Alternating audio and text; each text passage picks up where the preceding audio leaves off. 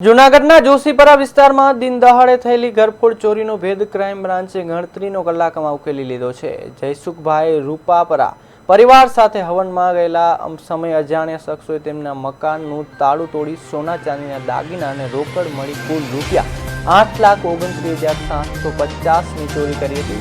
ફરિયાદ બાદ તપાસ દરમિયાન બાતમીના આધારે અગાઉ ચોરીના ગુનામાં પકડાયેલો મુકેશ ઉર્ફે દડુ વાઘેલા સંડવાયેલો હોવાની માહિતી મળી છે। ક્રાઇમ બ્રાન્ચે તેને મંદિર પાસે ઝૂંપડામાંથી ઝડપી લીધો હતો અને 100% મુદ્દામાલ રિકવર કર્યો હતો। આ ઘરફોડ ચોરીમાં કુલ 1,58,000ના સોના ચાંદીના દાગીના અને 6,71,250 રોકડ કબજે કરવામાં આવ્યા છે। મુકેશ વાઘેલા સામે પોલીસ દ્વારા કાર્યવાહી હાથ ધરવામાં આવી છે।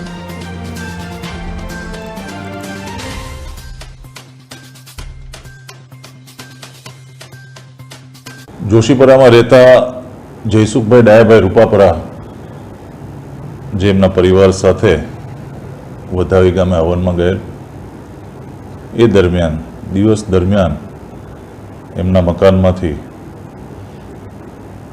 સોના ચાંદીના દાગીના અને રોકડ એમ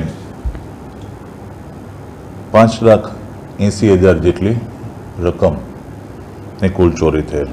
એ અંગે ગઈકાલે બી ડિવિઝન પોલીસ સ્ટેશનમાં ગુનો નોંધવામાં આવેલ।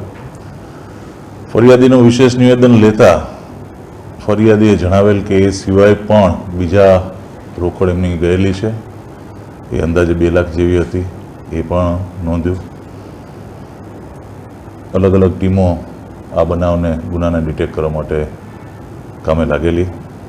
એ દરમિયાન એલસીબી પીઆઈ કુણાલ પટેલ અને એમની ટીમને બાતમી મળેલ, માહિતી મળેલ અને ટેકનિકલ સર્વેલન્સ, સીસીટીવી તમામ પ્રકારની મદદ લઈને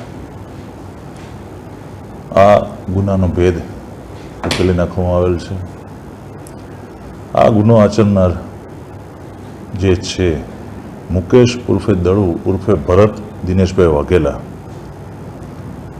જે હાલ જુનાગઢ રહે છે અને એની પાસેથી સોના ચાંદીના દાગીના રોકડ બધું થઈને આશરે 8,39,000 જેવી રકમની રોકડ અને મુદ્દામાલની રિકવરી કરવામાં આવેલ છે। સમગ્ર આ ગુનાનો ભેદ ઉકેલવામાં એલસીબી પીઆઈ કુણાલ પટેલ અને એમની ટીમ જે છે એમણે મહેનત કરી અને બનાવ બન્યો એના 24 કલાકની અંદર જ આ મોટી ઘરફોડ ચોરીના બનાવના અંજામ આપનાર વ્યક્તિને ધરપકડ કરેલી છે અને એને આગળની કાર્યવાહી સારું બી ડિવિઝનને સોંપેલ છે।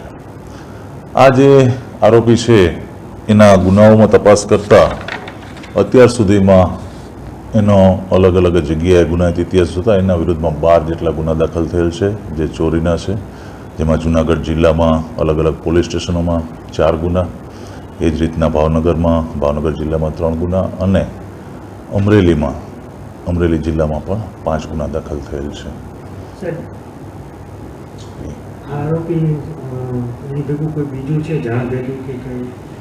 નહીં, અત્યાર સુધીની તપાસ દરમિયાન આ આરોપી એકલો જ હોય અને અગાઉના જે ગુના આચર્યા છે એમાં પણ મોટા ભાગે એણે એકલા જ જાતે ગુના આચરેલા છે અને અત્યાર સુધીની તપાસ દરમિયાન